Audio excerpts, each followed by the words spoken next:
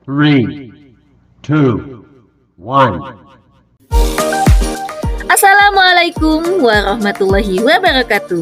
Perkenalkan, saya Harmi Hikmatiar. Saya adalah CGP Angkatan 8 dari Kota Sukabumi. Pada kesempatan ini, saya akan memaparkan koneksi antar materi modul 1.4 Budaya Positif.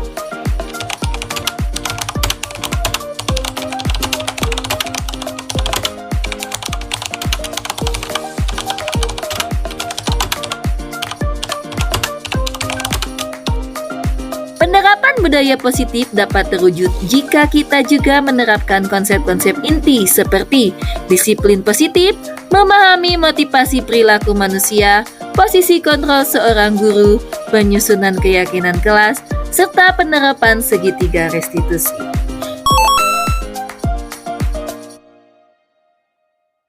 Poin pertama tentang disiplin positif. KHD menyatakan bahwa untuk mencapai kemerdekaan atau dalam konteks pendidikan kita saat ini, untuk menciptakan murid yang merdeka, syarat utamanya adalah harus ada disiplin yang kuat, yaitu disiplin diri. Disiplin diri dapat membuat seseorang menggali potensinya menuju kepada sebuah tujuan, sesuatu yang dihargai dan bermakna. Dengan kata lain, disiplin diri juga mempelajari bagaimana cara kita mengontrol diri dan bagaimana menguasai diri untuk memilih tindakan yang mengacu pada nilai-nilai yang kita hargai. Sebagai pendidik, tujuan kita adalah menciptakan anak-anak yang memiliki disiplin diri, sehingga mereka bisa berperilaku dengan mengacu pada nilai-nilai kebajikan universal dan memiliki motivasi intrinsik, bukan ekstrinsik.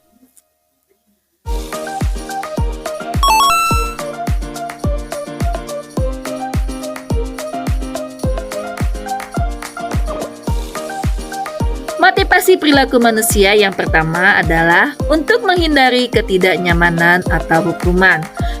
Selanjutnya, yang kedua adalah untuk mendapatkan imbalan atau penghargaan dari orang lain. Yang ketiga adalah untuk menjadi orang yang mereka inginkan dan menghargai diri sendiri dengan nilai-nilai yang mereka percaya. Motivasi yang ke-1 dan kedua merupakan motivasi eksternal, artinya terdorong dari luar. Sedangkan yang ketiga yaitu motivasi internal, karena timbul atas dasar kesadaran dari diri sendiri.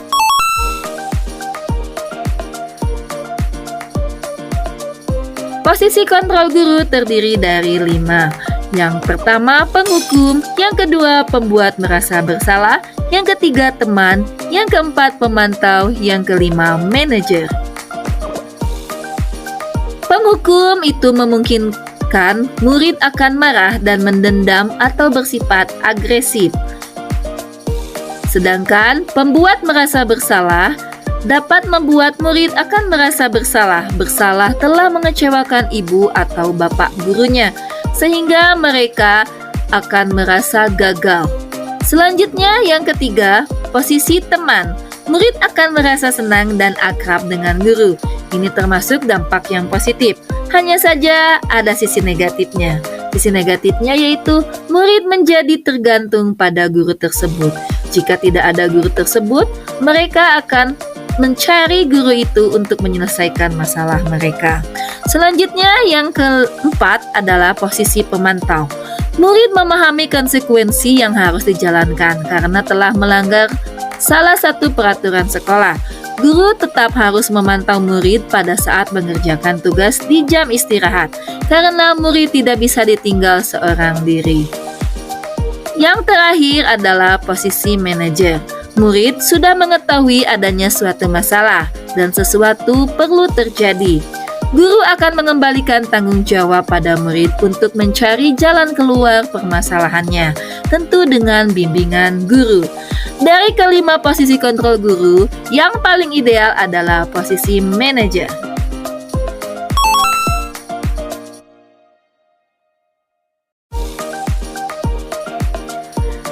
Dalam membuat keyakinan kelas, terdapat beberapa tahapan.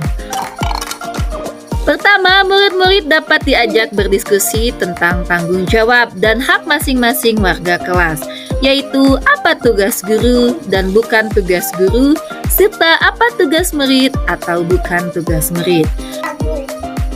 Hal tersebut maka akan tersusun sebuah kesepakatan yang selanjutnya akan menjadi suatu keyakinan kelas.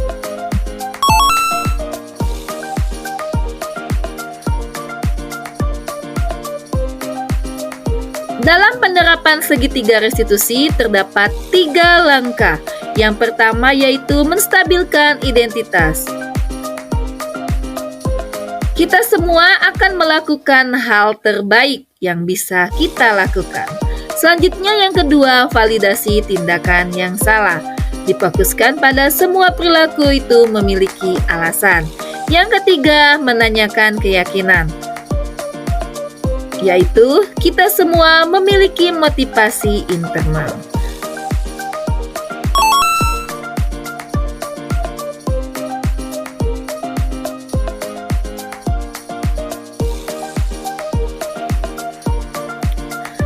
Keterkaitan budaya positif dengan filosofi KHD yaitu penerapan budaya positif di kelas dan di sekolah dapat membantu mewujudkan pembelajaran yang bermakna serta berpihak pada murid, yang dapat membantu mengembangkan kemampuan murid sesuai kodratnya, sesuai dengan filosofi KHD. Selanjutnya, budaya positif dengan nilai dan peran guru penggerak. Budaya positif dapat terwujud jika didukung dengan guru-guru yang menjalankan 5 nilai guru penggerak serta 5 peran guru penggerak. Selain itu, kolaborasi antar warga sekolah pun sangat penting dalam mewujudkan budaya positif di sekolah. Yang terakhir, keterkaitan budaya positif dengan visi guru penggerak. Pada dasarnya, tujuan utama penyusunan visi guru penggerak itu yaitu untuk mewujudkan budaya positif di sekolah, sehingga tercipta lingkungan sekolah yang aman, nyaman, dan berpihak pada murid.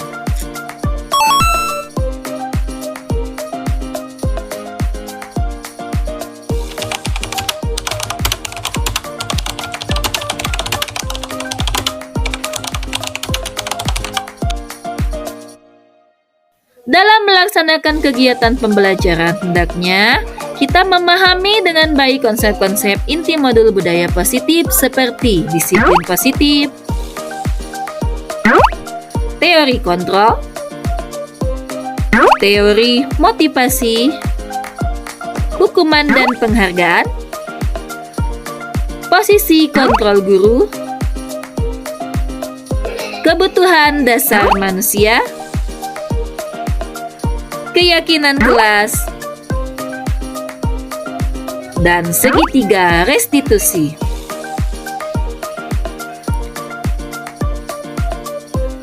Selain memahami konsep-konsep tersebut, kita hendaknya dapat melaksanakan konsep-konsep tersebut dengan baik, dengan berbagi dan berkolaborasi dengan rekan guru lain di sekolah, agar terwujudnya budaya positif di sekolah yang terus-menerus dapat dipelihara dengan baik.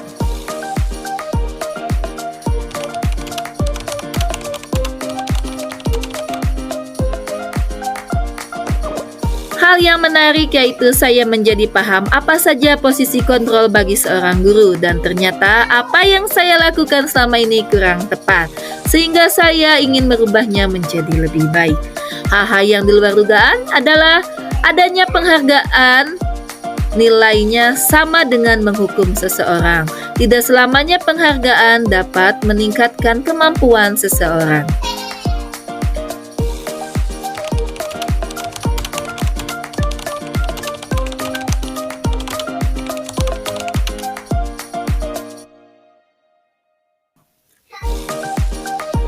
Pengalaman yang pernah saya lakukan yaitu tentang hukuman dan penghargaan.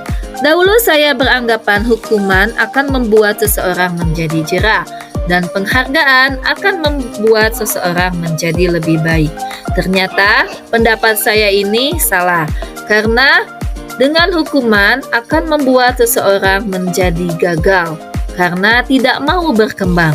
Sedangkan terlalu banyak penghargaan akan membuat seseorang merasa terlalu puas sehingga tidak mau meningkatkan kemampuannya.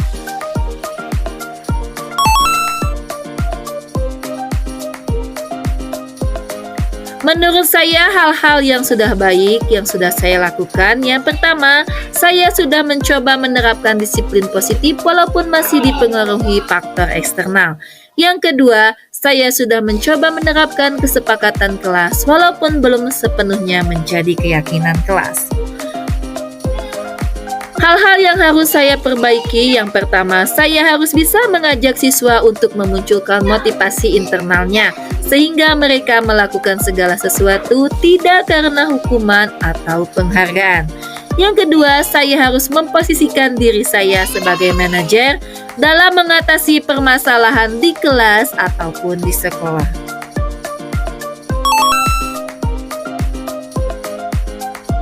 Sebelumnya, saya melakukan posisi kontrol sebagai penghukum, lalu pembuat merasa bersalah, dan juga pemantau.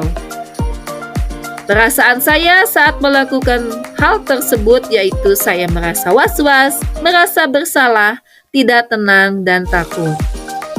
Setelahnya, saya mencoba untuk menerapkan posisi kontrol sebagai manajer. Hal ini mengubah perasaan saya menjadi tenang, senang, nyaman, dan lebih percaya diri.